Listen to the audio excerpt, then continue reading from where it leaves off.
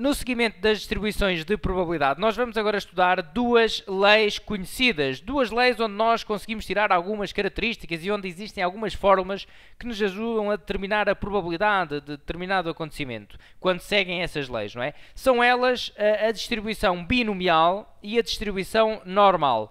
Nesta aula vamos ficar com a distribuição binomial e na próxima aula, e para terminar também o capítulo das probabilidades, vamos ver a distribuição normal, ok? Bom, relativamente à distribuição binomial, primeiro, a lei binomial, vamos à sua notação. Para representar uma lei binomial utilizamos então assim um beta, e tem dois parâmetros. Esta lei tem sempre dois parâmetros. Eu estou aqui a representar por n e p, que serão valores conhecidos em exercícios práticos, e também que têm um significado especial nesta lei, que vamos ver já de seguida qual o significado do n e do p. Para já é só para ficar com a notação. Portanto, nós representamos uma lei binomial, assim, por um beta e, entre parênteses, os parâmetros dessa lei, ok?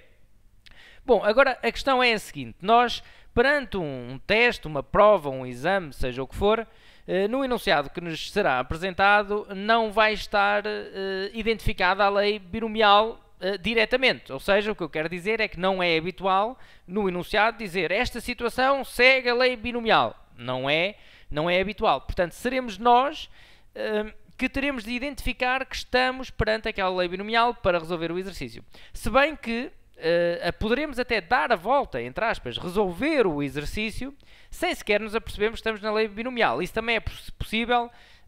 Agora eu diria que com um pouco de treino, mesmo que nós não nos apercebamos logo que estamos perante uma lei binomial, ao começar a resolver vamos dizer assim, afinal isto é binomial.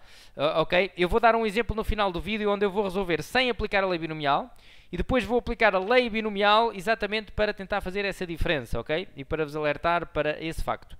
Bom, e o que eu vou então começar por escrever aqui, antes de falar então destes parâmetros n e p, é exatamente isso, é algumas características que nos permitem identificar que naquele enunciado estamos perante uma lei binomial e então, identificado essa situação, aplicamos logo a fórmula da binomial, que também já escreverei de seguida, e o problema fica, em termos de cálculo, fica muito mais simples, ok? Bom, vamos então ver, estamos perante uma lei binomial quando se identificam no enunciado as seguintes características. Quando nós vamos realizar n provas idênticas, ou seja, em palavras mais práticas, quando nós vamos fazer n vezes a mesma coisa, portanto, vamos repetir a mesma situação um determinado número de vezes, 10, 20, 200 vezes, 500 vezes, mas vamos fazer o mesmo ato um determinado número de vezes, ok? Quando vamos repetir então uma experiência n vezes, nós poderemos estar numa binomial quando também se verificar o seguinte: em cada uma destas realizações que eu estou a falar anteriormente, das n provas, em cada uma delas nós conseguimos considerar dois resultados. Vamos chamar aqui sucesso e insucesso. Este sucesso e insucesso pode ter vários significados, mas nós conseguimos considerar ali, em cada experiência, dizer pode acontecer isto ou o contrário disto. Okay? Por exemplo, num dado que será sempre o mais intuitivo, posso dizer pode sair 2 ou pode não sair 2. Okay? E portanto, se ao realizar as n provas, em cada prova nós conseguimos considerar apenas estes dois resultados para resolver o nosso problema, ótimo. Tem que haver o sucesso e o insucesso apenas, ok? E ainda os resultados de cada prova terão de ser independentes uns dos outros, ok? E a probabilidade de sucesso mantém-se sempre de prova para prova. É sempre a mesma probabilidade, tem sempre a mesma probabilidade de acontecer, independentemente da prova, ok? Portanto, as provas são independentes umas das outras. Ou seja, eu quando vou realizar o segundo ato, o resultado desse ato não é influenciado pelo que aconteceu antes, ok? Bom, então estes três itens serão assim os mais importantes e aqueles que darão mais nas vistas no enunciado para nós então identificarmos que estamos numa lei binomial, ok? Eu vou então agora falar dos parâmetros, dos tais parâmetros que estou aqui a referir. Portanto, nesta designação binomial de parâmetros n e p, o n representa exatamente o número de provas. O número de provas que eu falei ainda há pouco é representado por este n, ok? E p, este p que aqui está, representará então a probabilidade de sucesso, ok? Que nós vamos definir no exercício, vamos dizer a probabilidade de sucesso é esta situação. de acordo com o que o enunciado nos permite concluir, não é? Vou-te a dizer que no final do vídeo irei fazer um exercício prático para tudo ficar mais claro. Bom, então, o que é que nós ainda temos de saber mais para, identificando, uma vez identificada a lei binomial, dizemos assim, não, eu estou perante uma lei binomial que tem estes parâmetros, como é que eu agora posso calcular a probabilidade que me pedem? Bom, então existirá uma fórmula, que é esta fórmula que aqui está, que eu vou tentar, digamos, não é fazer a sua demonstração, mas é explicar em termos práticos agora no exercício que vou fazer a seguir, eu vou explicar porque é que esta fórmula tem este aspecto, ok? Agora estão a olhar para elas e dizem, ei, que coisa grande, mas isto tem uma razão de ser e até é bastante intuitivo e depois ajuda também a decorar, não é? Se tivermos que decorar, até pode não ter que se decorar se nós percebemos bem de onde é que vem cada elemento destes. E é isso que eu vou explicar então de seguida. Esta forma serve então para calcular a probabilidade de, naquelas N realizações, se verificarem K sucessos, ok? Nós fazemos X igual a K e estou então a calcular a probabilidade de se verificarem K sucessos, ok? Volto a repetir, eu vou já explicar melhor cada parte desta forma já de seguida, ok? Bom, interessa também salientar que, e até coloco aqui como nota, numa distribuição binomial, e atenção, só numa distribuição binomial, o cálculo do valor médio do desvio padrão poderão ser feitos de uma forma diferente do que nós já vimos numa distribuição qualquer. São feitos então desta forma. O valor médio é só multiplicar o n com o p. Como podem ver, muito mais simples, muito mais prático. Se eu estou numa lei binomial e tenho o n e o p, tenho logo o valor médio, basta multiplicar estes dois, ok? E o desvio padrão fica também assim, como consequência também fica mais simples, não é? Bom, vamos então passar à prática. Em termos de teoria é isto que eu acabei de dizer. Eu agora no exercício prático vou também tentar justificar melhor então estas situações todas. Vamos então ver este exemplo, este exercício prático. Lança-se um dado equilibrado 60 vezes. Lá está. Eu peguei aqui num exemplo também intuitivo, fácil, para tentar transmitir melhor o conceito, não é?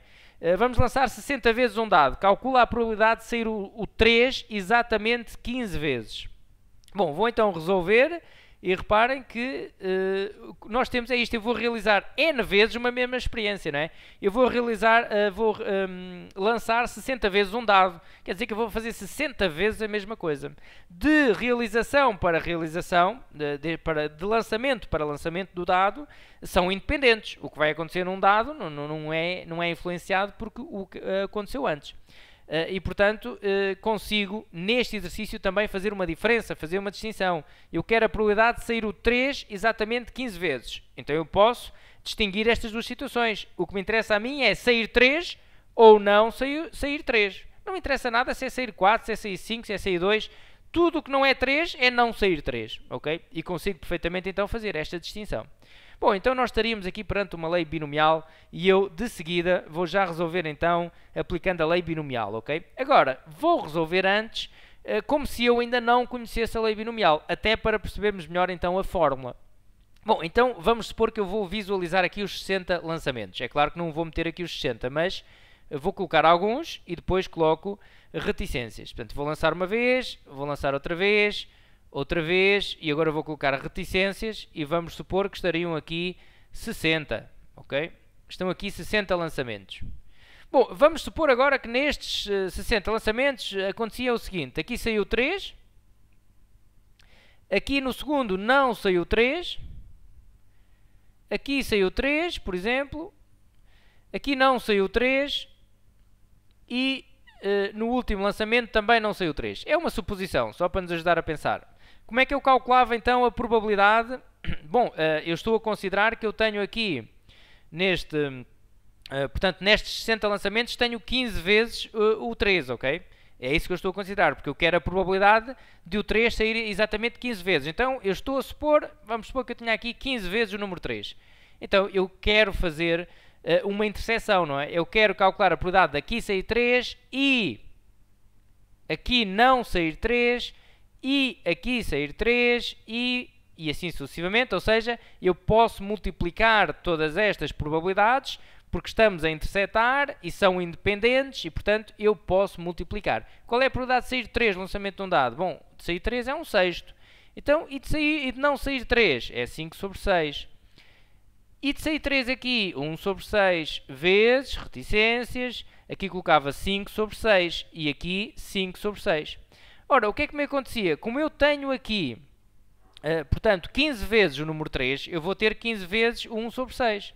Ou seja, isto será igual a 1 sobre 6 elevado a 15 vezes, porque é 1 sobre 6, vezes 1 sobre 6, vezes 1 sobre 6, 15 vezes, não é? Fica 1 sobre 6 elevado a 15, vezes 5 sobre 6 elevado ao que falta para 60. Se eu tenho lá 15 vezes o número 3, hei de ter o que falta para 60, que não é 3. Ora, e quanto é que falta para 60? Tiro-lhe 15, 45. Então tenho 5 sobre 6 elevado a 45. Bom, isto está quase resolvido, falta só uma coisa. É que eu considerei que o 3 estava aqui no início, por exemplo, que aqui saiu 3. Bom, mas isto foi apenas um exemplo para me ajudar a pensar. O 3, no primeiro lançamento, não tem que sair 3, pode não sair 3. E, portanto, o que eu tenho de contar agora é de quantas formas eu consigo agrupar nestes 60 lugares, agrupar 15 lugares iguais para colocar os 3. Então eu posso fazer uma combinação, porque reparem, eu trocar este 3 com este 3 de sítio, mantenho a mesma situação, não é? E portanto não interessa a ordem. Nestes 15 que eu estou a tentar agrupar, como são iguais, como são todos para o 3, não interessa a ordem. Se eu trocar este 3 com este, fico com o mesmo.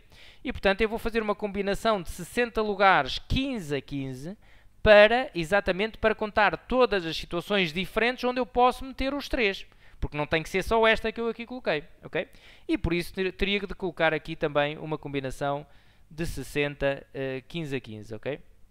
Reparem, está resolvido o problema ficava resolvido assim, é por isso que eu digo que nós, eventualmente, poderemos conseguir resolver um exercício sem aplicar a binomial, portanto, pensando nas probabilidades que já conhecemos e fazendo aqui a contagem sem nos esquecer de colocar nada, por exemplo, sem nos esquecer desta combinação, e ficaria resolvido. E eu agora vou então comparar isto com a lei binomial. Vamos supor então que eu olhava para o exercício e via, não, isto é a lei binomial, sem dúvida, escrevia logo assim, isto é a lei binomial de parâmetros n e p, e eu neste caso até sei o meu n e o meu p, é-me dado no enunciado, o n é 60, porque o n é o número de vezes que vamos repetir a experiência, e o p é a probabilidade de sucesso, que eu vou aqui considerar o sucesso como sair o 3, ok?